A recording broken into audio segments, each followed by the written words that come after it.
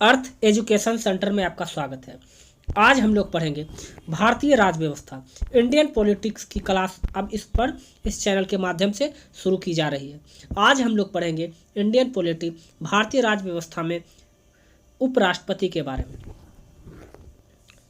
यदि इस चैनल पर आप लोग पहली बार विजिट किए हैं तो चैनल को सब्सक्राइब करके बेल आइकन को दबाना ना भूलें। इस पर जीएस पॉइंटर की क्लास भी क्रमबद्ध तरीके से चलाई जा रही है, जिसमें प्राचीन भारत का इतिहास समाप्त हो चुका है। मध्यकालीन भारत का इतिहास भी जल्द ही इस पर कल से शुरू किया जा रहा है। तो चलिए हम लोग वीडियो की तरफ चलते हैं। भाग 5, संघ का वर्णन अनुच्छेद 52 से 151 तक किया गया है। भारत सरकार, सबसे पहले हम बात करते हैं भारत सरकार, जिसको 3 भागों में बांटा गया है: जुडिशियरी, एक्सिक्यूटिव और लेजिस्लेटर। जुडिशियरी के अंतर्गत सुप्रीम कोर्ट, हाई कोर्ट और सबऑर्डिनेट कोर्ट आता है। अगर एक्सिक्यूटिव की बात की जाए, एक्सिक्यूटिव को 2 वर्गों में बांटा गया है: यूनियन और स्टेट, अर्थात संघ और राज्य। अब संघ के अंतर्गत प्रेसिडेंट, राष्ट्रपति, वाइस प्रेसिडेंट, उपराष्ट्रपति, प्राइम मिनिस्टर, प्रधानमंत्री, सेंट्रल काउंसिल ऑफ मिनिस्टर और 5वां है अटॉर्नी जनरल, इसके अंतर्गत आते हैं। अगर बात किया जाए राज्य के अंतर्गत तो गवर्नर अर्थात राज्यपाल, मुख्यमंत्री, chief minister, state council of minister, advocate general of state, ये एक्सिक्यूटिव राज्य के अंतर्गत आते हैं। अब बात करें लेजिस्लेटर, इसके अंतर्गत भी संघ और राज्य आते हैं। तो संघ के अंतर्गत इसमें पार्लियामेंट आ जाएगा और राज्य के अंतर्गत इसमें स्टेट लेजिस्लेटर आता है। अब हम लोग बात करते हैं संघ। संघ को कितने प्रकार में बांटा गया है? संघ को 3 प्रकार में बांटा गया है: कार्यपालिका, विधायिका और तीसरा है न्यायपालिका। अब कार्यपालिका का वर्णन जो है अनुच्छेद 52 से 78 तक किया गया है, और वो जहाँ विधायिका का वर्णन अनुच्छेद 78 से 123 के बीच किया गया है। वहीं अगर न्यायपालिका की बात की जाए तो अनुच्छेद 124 से 147 तक किया गया है। अब बात करते हैं नियंत्रण एवं महालेखा परीक्षक, अर्थात कंपोजिट एंड ऑडिटर जनरल। नियंत्रण एवं महालेखा परीक्षक, इसका वर्णन भारतीय संविधान के अनुच्छेद 148 से 151 तक किया गया है। अब बात कर लेते हैं हम लोग कार्यपालिका। कार्यपालिका जिसके अंतर्गत राष्ट्रपति जो कि अनुच्छेद 52 के अंतर्गत, उपराष्ट्रपति जो कि अनुच्छेद 63 के अंतर्गत। आज हम लोग पढ़ेंगे उपराष्ट्रपति के बारे में। प्रधानमंत्री जो कि अनुच्छेद 75 और मंत्रिपरिषद जो कि अनुच्छेद 74, और महानिवादी की बात की जाए तो वो आते हैं अनुच्छेद 76 के अंदर। ये सभी कार्यपालिका के अंतर्गत आते हैं। तो आज हम लोग कार्यपालिका के उपराष्ट्रपति के बारे में हम लोग डिटेल्स में पढ़ेंगे। उपराष्ट्रपति के बारे में, उपराष्ट्रपति की अहर्ता के बारे में, उपराष्ट्रपति की शपथ, उनकी शक्तियाँ, उन पर महाभियोग और यह किस देश से लिया गया है। तो चलिए हम लोग अब बात करते हैं भारत के उपराष्ट्रपति की। तो भारत के उपराष्ट्रपति का वर्णन भारतीय संविधान के अनुसार अनुच्छेद 63 से 71 तक के बीच किया गया है। अगर बात किया जाए भारत के अभी तक में हुए जितने भी वाइस प्रेसिडेंट हैं, अर्थात जितने भी उपराष्ट्रपति हैं, उनका क्रमबद्ध तरीके से संयोजन किया गया है। और इसका पीडीएफ भी प्राप्त करने के लिए हमारे डिस्क्रिप्शन के नीचे टेलीग्राम का लिंक है, वहां से आप इसका पीडीएफ भी प्राप्त कर सकते हैं। हम भारत के सबसे प्रथम उपराष्ट्रपति सर्वपल्ली राधाकृष्णन थे, जिनका कार्यकाल 1952 से लेकर ये लगातार 2 बार उपराष्ट्रपति के पद पर बने रहे हैं।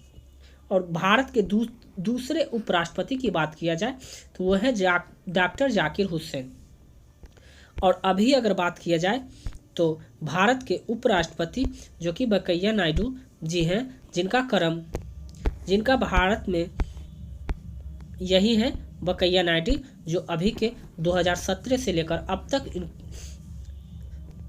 अब तक ये अपने पद पर बने हुए हैं। अगर इनकी क्रम की बात की जाए तो भारत में उपराष्ट्रपति का क्रम में इनका 13वां स्थान आता है।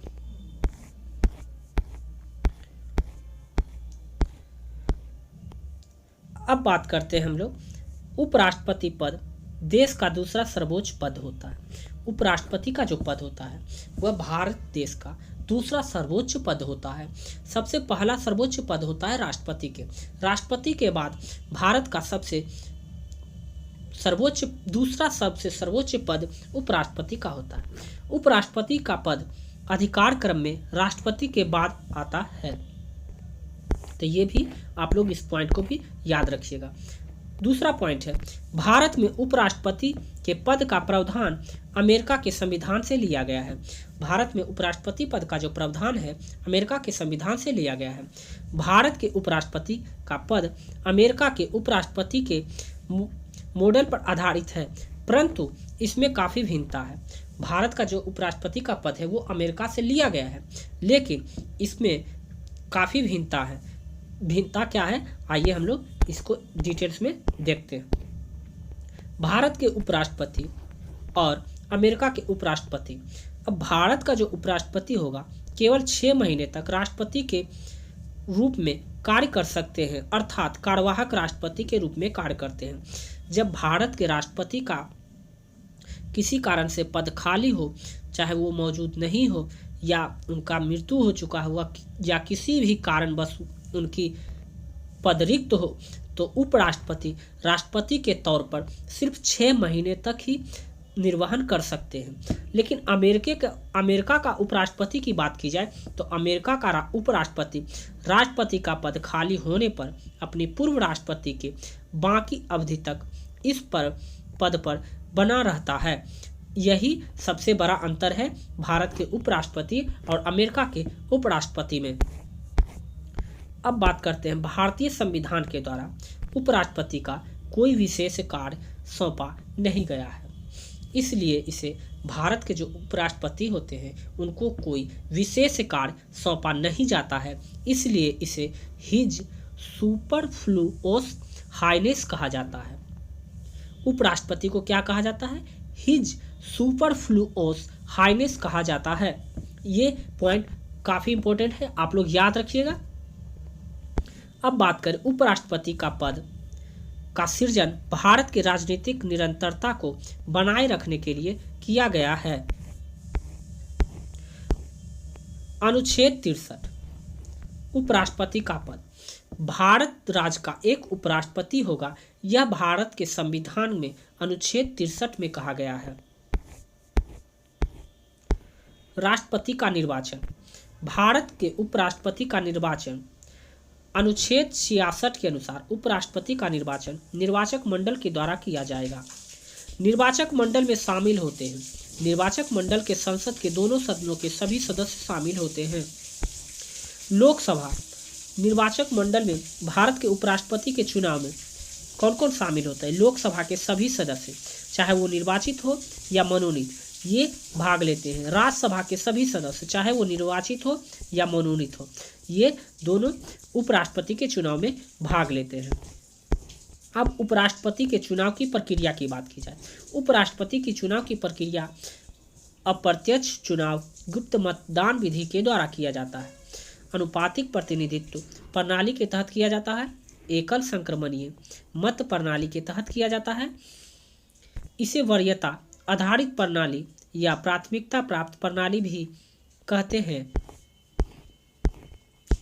निर्वाचन होने के लिए अनिवार्य मतों का भाग equal to Lok Sabha plus Rajya Sabha by 2 + 1। अनुच्छेद 71 के अनुसार उपराष्ट्रपति का चुनाव संबंधित विवाद का निपटारा सर्वोच्च न्यायालय द्वारा किया जाएगा। यदि उपराष्ट्रपति के चुनाव संबंधी किसी तरह का विवाद हो जाएगा तो इसका निपटारा सर्वोच्च न्यायालय के द्वारा ही किया जाएगा। उपराष्ट्रपति चुनाव संबंधी किसी प्रकार का भ्रष्टाचार की चुनौती केवल सर्वोच्च न्यायालय को ही दी जा सकती है। राष्ट्रपति उपराष्ट्रपति के चुनावी विवादों का निपटारा सर्वोच्च न्यायालय के मूल क्षेत्र अधिकार के अंतर्गत आता है। उपराष्ट्रपति के पद के हेतु योग्यताएं। भारत में उपराष्ट्रपति बनने के पद के कुछ योग्यताएं हैं जो इस प्रकार हैं। वे भारत का एक नागरिक होना चाहिए, न्यूनतम उम्र 35 वर्ष का होना चाहिए, राज्यसभा के सदस्य बनने की योग्यता रखते हैं और किसी लाभ के पद पर ना हो। इसके साथ ही उपराष्ट्रपति चुनाव के नामांकन के लिए उम्मीदवार को कम से कम 20 प्रस्तावक और 20 अनुमोदक होने चाहिए। प्रस्तावक और अनुमोदक कोई निर्वाचक ही होता है। जमानत राशि 15,000 रुपया जो कि रिजर्व बैंक के पास सिक्योरिटी के रूप में जमानत राशि के तौर पर जमा करना होता है। अगर उम्मीदवार के कुल वैध मतों का 1/6% प्राप्त नहीं करता है तो उसकी जमानत राशि जब्त हो जाती है।